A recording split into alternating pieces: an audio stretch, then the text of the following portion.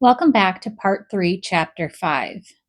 When we left Raskolnikov and Razumihin in the last chapter, they were just about to enter Razumihin's uncle's apartment, Porfiry Petrovich, who is a lead investigator on the pawnbroker murder. And Raskolnikov has used the pretext that he wants to go see him because he wants to recover his father's watch in case his mother asks about it since she's now in town. But it seems that the real reason is that he wants to kind of get a feel and a read on the body language and the interaction to find out if he is, in fact, a real suspect.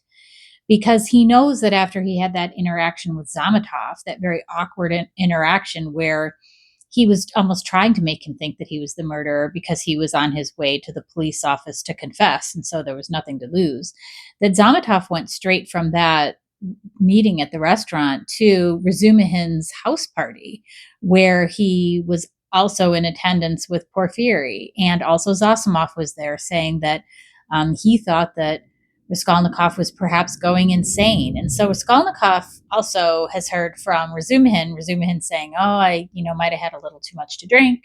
And maybe I said a few things that, aren't in the best. But, I'm so happy to hear you say, now that I understand that you had pledges with the pawnbroker, now it all makes sense. And so Razumihin feels like his friend Raskolnikov's been exonerated now the more he finds out. But Raskolnikov is concerned that these things are red flags to Porfiry and other people who are investigating the murder.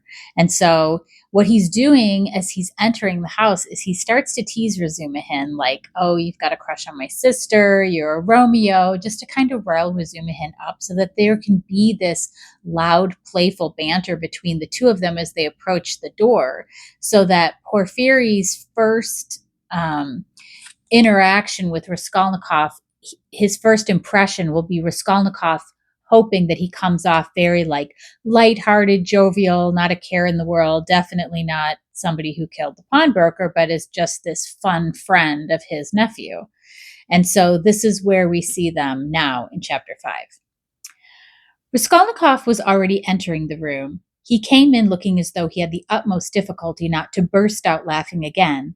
Behind him, Razumihin strode in, gawky and awkward, shamefaced and red as a peony, with an utterly crestfallen and ferocious expression. His face and whole figure really were ridiculous at that moment and amply justified Raskolnikov's laughter. Raskolnikov, not waiting for an introduction, bowed to Porfiry Petrovich, who stood in the middle of the room, looking inquiringly at them. He held out his hand and shook hands, still apparently making desperate efforts to subdue his mirth and utter a few words to introduce himself. But he had no sooner succeeded in assuming a serious air and muttering something when he suddenly glanced again, as though accidentally, at Razumihin, and could no longer control himself. His stifled laughter broke out the more irresistibly the more he tried to restrain it. The extraordinary ferocity with which Razumihin received this quote-unquote spontaneous mirth gave the whole scene the appearance of most genuine fun and naturalness. Razumihin strengthened this impression as though on purpose. "Fool! You fiend!" he roared, waving his arms, which at once struck a little round table with an empty tea-glass on it. Everything was sent flying and crashing. "But why break chairs, gentlemen? You know it's a loss to the crown," Porfiry Petrovich quoted gaily. Raskolnikov was still laughing, with his hand in Porfiry Petrovich's, but anxious not to overdo it, awaited the right moment to put a natural end to it. Razumihin, completely put to confusion by upsetting the table and smashing the glass, gazed gloomily at the fragments, cursed, and turned sharply to the window where he stood looking out with his back to the company, with a fiercely scowling countenance, seeing nothing. Porfiry Petrovich laughed and was ready to go on laughing, but obviously looked for explanations. Zametov had been sitting in the corner, but he rose at the visitor's entrance and was standing in expectation with a smile on his lips, though he looked with surprise and even, it seemed, incredulity at the whole scene, and at Raskolnikov with a certain embarrassment. Zametov's unexpected presence struck Raskolnikov unpleasantly. "I've got to think of that," he thought. "Excuse me, please," he began, affecting extreme embarrassment. "Raskolnikov." "Not at all. Very pleasant to see you. And how pleasantly you've come in. Why, won't he even say good morning?" Porfiry Petrovich nodded at Razumihin. Upon my honor, I don't know why he's in such a rage with me. I only told him as we came along that he was like Romeo, and proved it, and that was all, I think. Pig, ejaculated Razumihin without turning around. There must have been very grave grounds for it if he's so furious of the word. Porfiry laughed. Oh, you sharp lawyer. Damn you all, snapped Razumihin, and suddenly burst out laughing himself as he went up to Porfiry with a more cheerful face, as though nothing had happened. That'll do. We're all fools. To come to business, this is my friend, Rodion Romanovich Raskolnikov. In the first place, he has heard of you and wants to make your acquaintance, and secondly, he has a matter of business with you. Bah, Zametov, what brought you here? Have you met before? Have you known each other long? What does this mean? Thought Raskolnikov uneasily. Zametov seemed taken aback, but not very much so. Why, it was at your rooms we met yesterday, he said easily. Then I've been spared the trouble. All last week he was begging me to introduce him to you. Porfiry and you have sniffed each other out without me. Where is your tobacco? Porfiry Petrovich was wearing a dressing gown, very clean linen and trodden-down slippers. He was a man of about 35, short, stout, even to corpulence, and clean-shaven.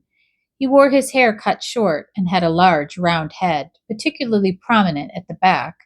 His soft, round, rather snub-nosed face was of a sickly, yellowish color, but had a vigorous and rather ironical expression. It would have been good-natured, except for a look in the eyes which shone with a watery, mawkish light under almost white, blinking eyelashes. The expression of those eyes was strangely out of keeping with his somewhat womanish figure, and gave it something far more serious than could be guessed at first sight. As soon as Porfiry Petrovich heard that his visitor had little matter of business with him, he begged him to sit down on the sofa and sat down himself on the other end, waiting for him to explain his business, with that careful and over-serious attention which is at once oppressive and embarrassing, especially to a stranger, and especially if what you are discussing is in your opinion of far too little importance for such exceptional solemnity. But in brief and coherent phrases, Raskolnikov explained his business clearly and exactly, and was so well satisfied with himself that he even succeeded in taking a good look at Porfiry. Porfiry Petrovich did not once take his eyes off him. Razumihin, sitting opposite at the same table, listened warmly and impatiently, looking from one to the other every moment with rather excessive interest. Fool, Raskolnikov swore to himself. You have to give the information to the police, Porfiry replied, with a most businesslike air. That having learnt of this incident, that is, of the murder, you beg to inform the lawyer in charge of the case, that such and such things belong to you, and that you desire to redeem them, but they will write to you. That's just the point, and at the present moment, Raskolnikov tried his utmost to feign embarrassment. I'm not quite in funds, and even this trifling sum is beyond me. I only wanted, you see, for the present, to declare that the things are mine, and that when I have the money— Oh, that's no matter, answered Porfiry Petrovich, receiving this explanation of his pecuniary position coldly. But you can, if you prefer, write straight to me, to say that having been informed of the matter and claiming such and such as your property, you beg— On an ordinary sheet of paper? Raskolnikov interrupted eagerly, again interested in the financial side of the question. Oh, the most ordinary. And suddenly Porfiry Petrovich looked with obvious irony at him, screwing up his eyes and, as it were, winking at him. But perhaps it was Raskolnikov's fancy, for it all lasted but a moment. There was certainly something of the sort. Raskolnikov could have sworn he winked at him. Goodness knows why. He knows, flashed through his mind like lightning. Forgive my troubling you about such trifles, he went on, a little disconcerted. The things are only worth 5 rubles, but I prize them particularly for the sake of those from whom they came to me, and I must confess that I was alarmed when I heard— That's why you were much struck when I mentioned to Zossimov that Porfiry was inquiring for everyone who had pledges, Razumihin put in with obvious intention. This really was unbearable. Raskolnikov could not help glancing at him with a flash of vindictive anger in his black eyes, but immediately recollected himself. You seem to be jeering at me, brother, he said to him with a well-feigned irritability. I dare say I do seem to you absurdly anxious about such trash, but you mustn't think me selfish or grasping for that. These two things may be anything but trash in my eyes. I told you just now that the silver watch, though it's not worth a cent, is the only thing left of us of my father's. You may laugh at me, but my mother is here. He turned suddenly to Porfiry, and if she knew, and he turned again hurriedly to Razumihin, carefully making his voice tremble, that the watch was lost, she would be in despair. You know what women are. Not a bit of it. I didn't mean that at all. Quite the contrary, shouted Razumihin, distressed. Was it right? Was it natural? Did I overdo it? Raskolnikov asked himself in no tremor. Why did I say that about the women? Oh, your mother is with you? Porfiry Petrovich inquired. Yes. When did she come? Last night. Porfiry paused as though reflecting.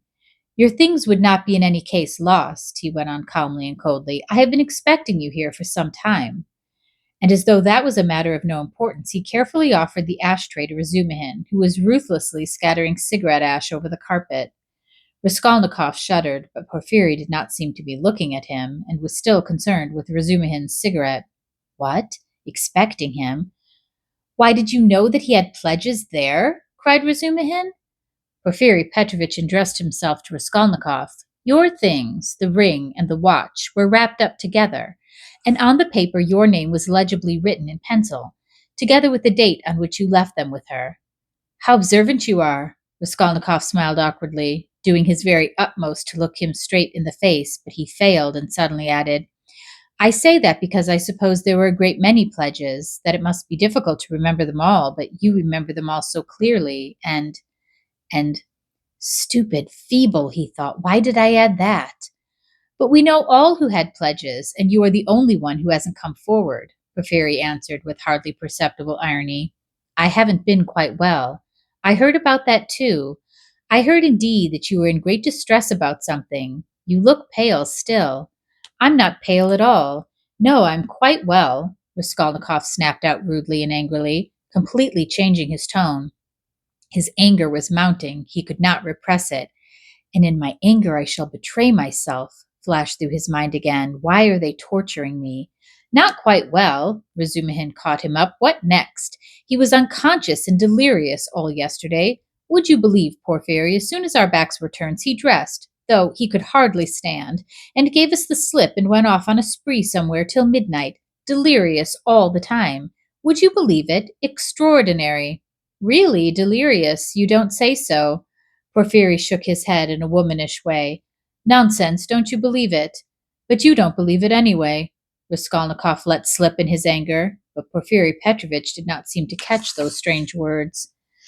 But how could you have gone out if you hadn't been delirious? Razumihin got hot suddenly. What did you go out for? What was the object of it, and why on the sly? Were you in your senses when you did it? Now that all danger is over, I can speak plainly. I was awfully sick of them yesterday, Raskolnikov addressed Porfiry, suddenly with a smile of insolent defiance. I ran away from them to take lodgings where they wouldn't find me, and I took a lot of money with me. Mr. Zametov there saw it. I say, Mr. Zametov, was I sensible or delirious yesterday? Settle our dispute. He could have strangled Zametov at that moment, so hateful were his expression and his silence to him. In my opinion, you talked sensibly and even artfully, but you were extremely irritable, Zametov pronounced dryly. And Nikodim Fomich was telling me today, put in Porfiry Petrovich, that he met you very late last night in the lodging of a man who had been run over. And there, said Razumihin, weren't you mad then? You gave your last penny to the widow for the funeral. If you wanted to help, give 15 or 20, but keep 3 rubles for yourself at least. But he flung away all 25 at once. Maybe I found a treasure somewhere and you know nothing of it. So that's why I was liberal yesterday. Mr. Zametov knows I found a treasure. Excuse us, please, for disturbing you for half an hour with such trivialities, he said, turning to Porfiry Petrovich with trembling lips. We are boring you, aren't we? Oh, no, quite the contrary, quite the contrary. If only you knew how you interest me. It's interesting to look on and listen, and I am really glad you've come forward at last. But you might give us some tea. My throat's dry, cried Razumihin. Capital idea. Perhaps we will all keep you company. Wouldn't you like something more essential before tea? Get along with you. Porfiry Petrovich went out to order tea. Raskolnikov's thoughts were in a whirl. He was in terrible exasperation. The worst of it is they don't disguise it. They don't care to stand on ceremony. And how, if you didn't know me at all, did you come to talk to Nikodim Fomich about me? So they don't care to hide that they are tracking me like a pack of dogs. They simply spit in my face. He was shaking with rage. Come, strike me openly. Don't play with me like a cat with a mouse. It's hardly civil, Porfiry Petrovich, but perhaps I won't allow it. I shall get up and throw the whole truth in your ugly faces, and you'll see how I despise you. He could hardly breathe. And what if it's only my fancy? What if I'm mistaken, and through inexperience I get angry and don't keep up my nasty part? Perhaps it's all unintentional. All their phrases are the usual ones, but there is something about them. It all might be said, but there is something. Why did he say bluntly, with her? And why did Zametov add that I spoke artfully? Why do they speak in that tone? Yes, the tone. And Razumihin sitting here, why does he see nothing? That innocent blockhead never does see anything. Feverish again. Did Porfiry wink at me just now? Of course it's nonsense. What could he wink for? Are they trying to upset my nerves, or are they teasing me? Either it's ill fancy or they know. Even Zametov is rude. Is Zametov rude? Zametov has changed his mind. I foresaw he would change his mind. He is at home here while it's my first visit. Porfiry does not consider him a visitor, sits with his back to him. They're as thick as thieves, no doubt, over me. Not a doubt they were talking about me before we came. Did they know about the flat? If only they'd make haste. When I said I ran away to take a flat, he let it pass. I put that in cleverly about the flat. It may be of use afterwards. Delirious indeed. He knows about last night. He didn't know of my mother's arrival. The hag had written the date on in pencil. You are wrong. You won't catch me. There are no facts. It's all supposition. You produce facts. The flat isn't even a fact, but delirium. I know what to say to them. Do they know about the flat? I won't go without finding out. What did I come for? But my being angry now maybe is a fact. Fool, how irritable I am. Perhaps that's right, to play the invalid. He is feeling me. He will try to catch me. Why did I come?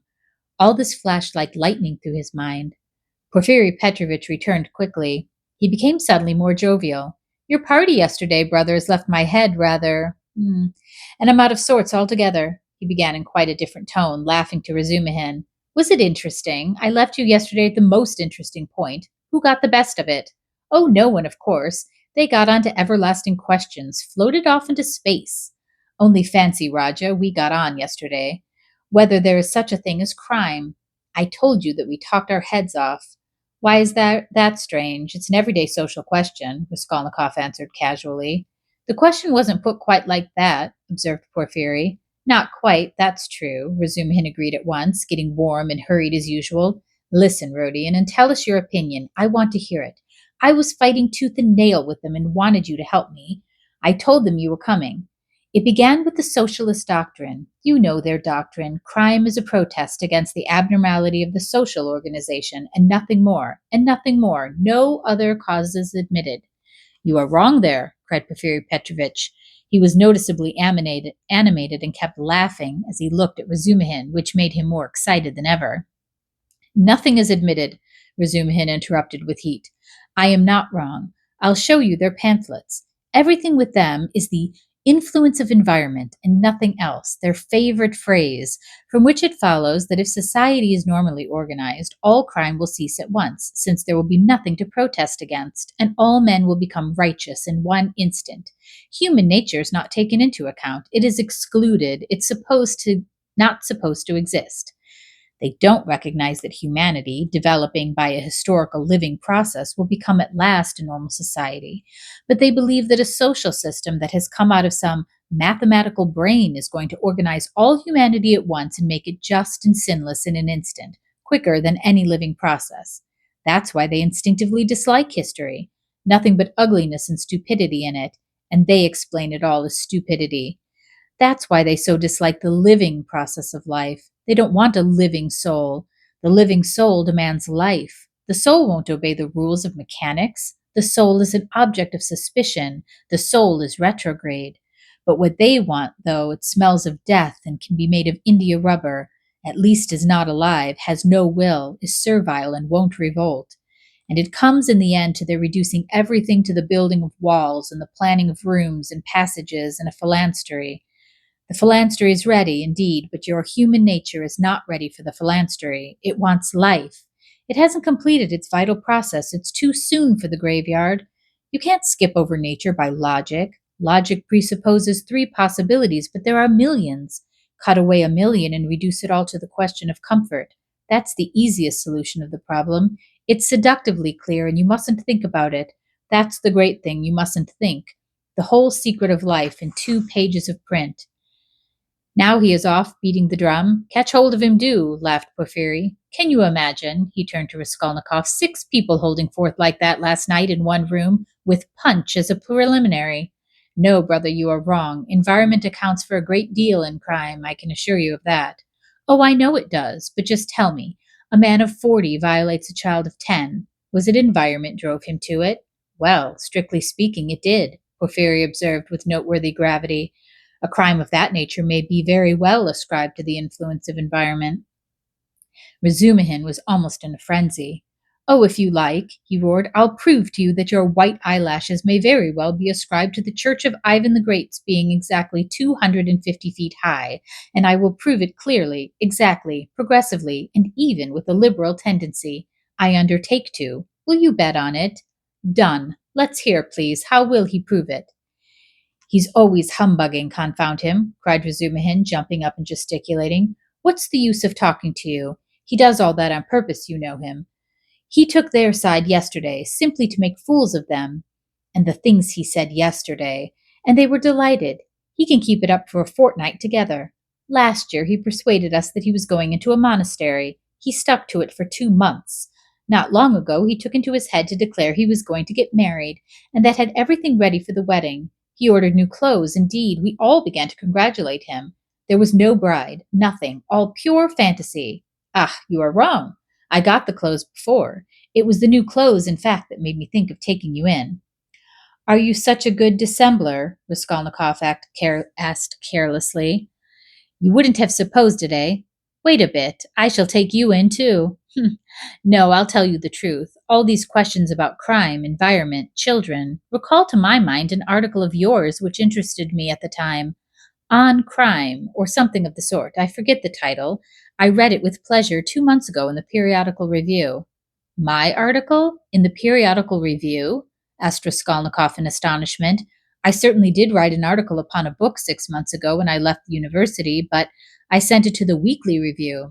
But it came out in the periodical. And the Weekly Review ceased to exist, so that's why it wasn't printed at the time. That's true, but when it ceased to exist, the Weekly Review was amalgamated with the periodical, and so your article appeared 2 months ago in the latter. Didn't you know? Raskolnikov had not known. Why, you might get some money out of them for the article. What a strange person you are. You lead such a solitary life that you know nothing of matters that concern you directly. It's a fact, I assure you.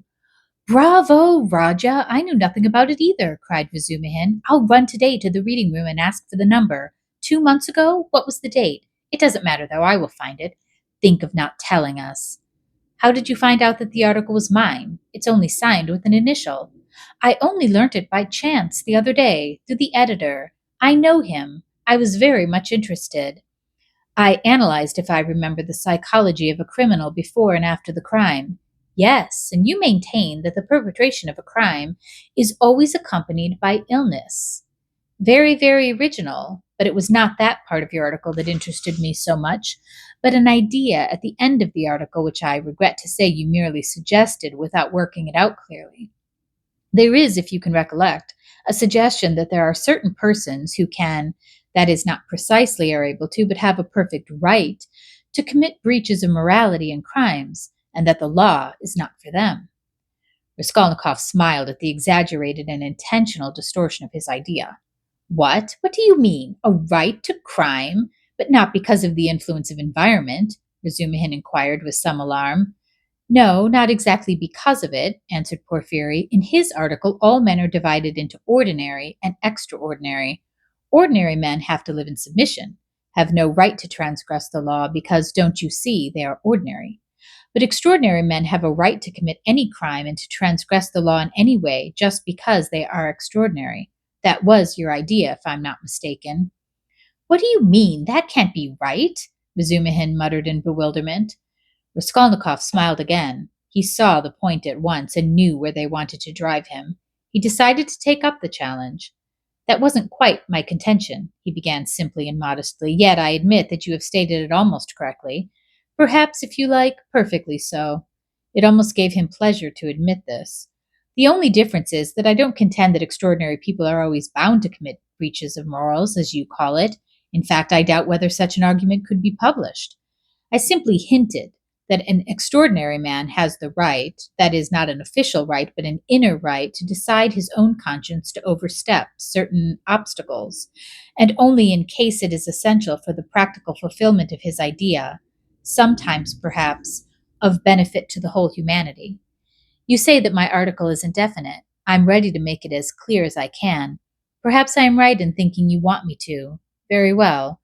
I maintain that if the discoveries of Kepler and Newton could not have been made known except by sacrificing the lives of one, a dozen, 100, or more men, Newton would have had the right, would indeed have been in duty bound, to eliminate the dozen or the 100 men for the sake of making his discoveries known to the whole of humanity. But it does not follow that Newton had a right to murder people right and left or to steal every day in the market. Then I remember, I maintain in my article that all, well, legislatures and leaders of men such as Lycurgus, Solon, Mahomet, Napoleon, and so on, were all without exception criminals, from the very fact that making a new law they transgressed the ancient one, handed down from their ancestors and held sacred by the people, and they did not stop short at bloodshed either, if that bloodshed, often of innocent persons fighting bravely in defiance of ancient law, were of use to their cause. It's remarkable, in fact, that the majority, indeed, of these benefactors and leaders of humanity were guilty of terrible carnage. In short, I maintain that all great men, or even men a little out of the common, that is to say, capable of giving some new word, must from their very nature be criminals, more or less, of course. Otherwise, it's hard for them to get out of the common rut, and to remain in the common rut is what they can't submit to, from their very nature again. And to my mind, they ought not, indeed, to submit to it. You see that there is nothing particularly new in all that. The same thing has been printed and read 1,000 times before. As for my division of people into ordinary and extraordinary, I acknowledge that it's somewhat arbitrary, but I don't insist upon exact numbers. I only believe in my leading idea that men are, in general, divided by a law of nature into two categories: inferior, ordinary, that is, so to say, material that serves only to reproduce its kind, and men who have the gift or talent to utter a new word. There are, of course, innumerable subdivisions, but the distinguishing features of both categories are fairly well marked. The first category, generally speaking, are men conservative in temperament and law abiding. They live under control and love to be controlled. To my thinking, it is their duty to be controlled, because that's their vocation, and there's nothing humiliating in it for them. The second category all transgress the law. They are destroyers or disposed to destruction according to their capacities. The crimes of these men are, of course, relative and varied. For the most part, they seek in varied ways the destruction of the present for the sake of the better. But if such a one is forced for the sake of his idea to step over a corpse or wade through blood, he can, I maintain, find within himself and his conscience a sanction for wading through blood that depends on the idea and its dimensions. Note that it's only in that sense I speak of their right to crime in my article. You remember it began with the legal question. There's no need for such anxiety, however. The masses will scarcely ever admit this right.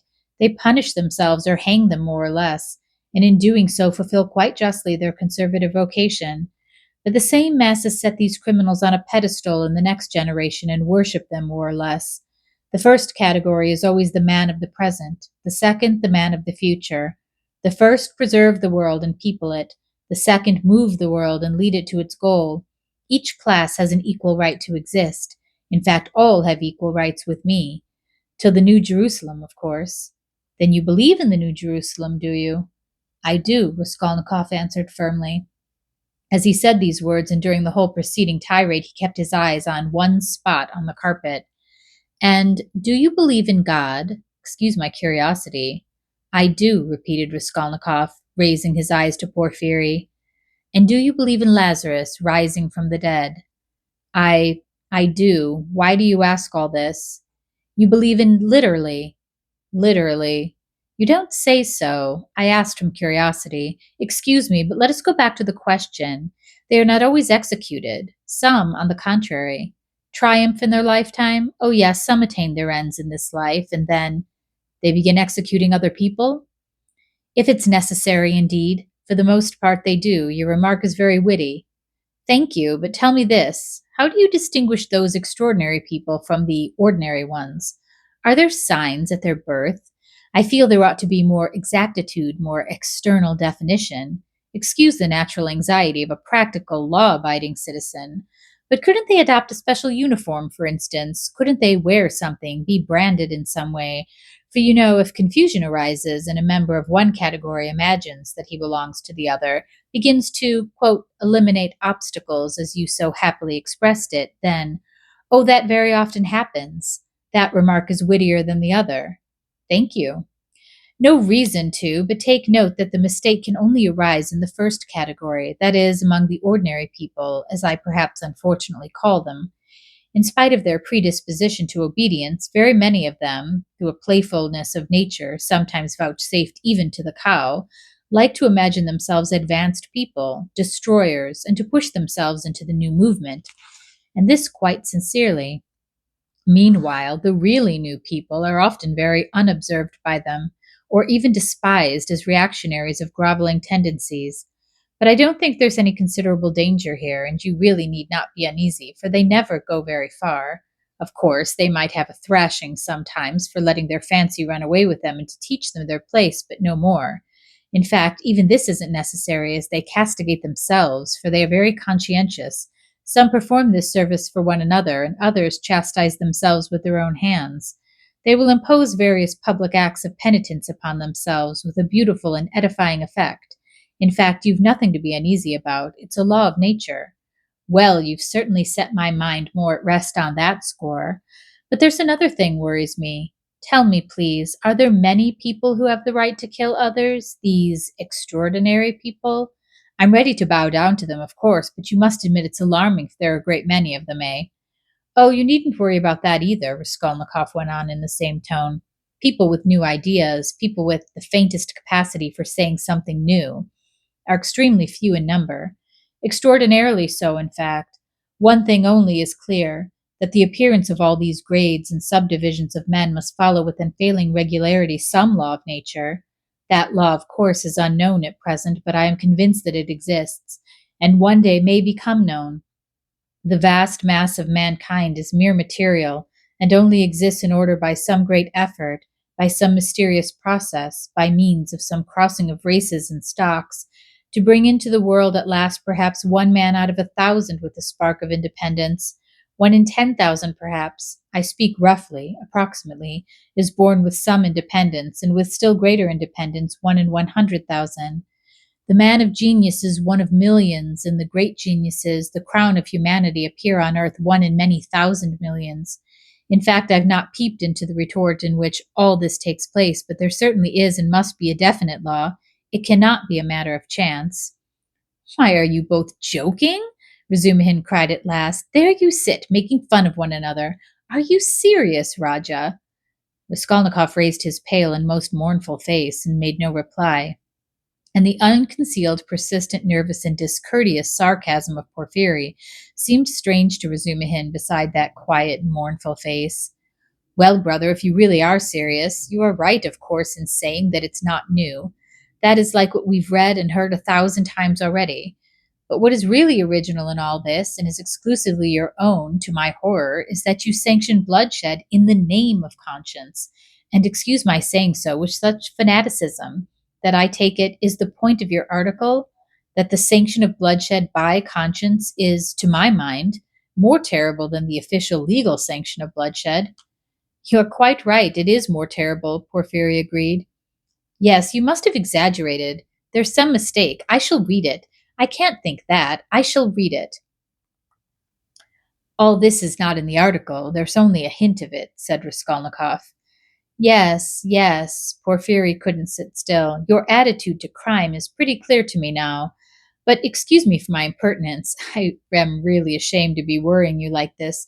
You see, you've removed my anxiety as to the two grades getting mixed up, but there are various practical possibilities that make me uneasy.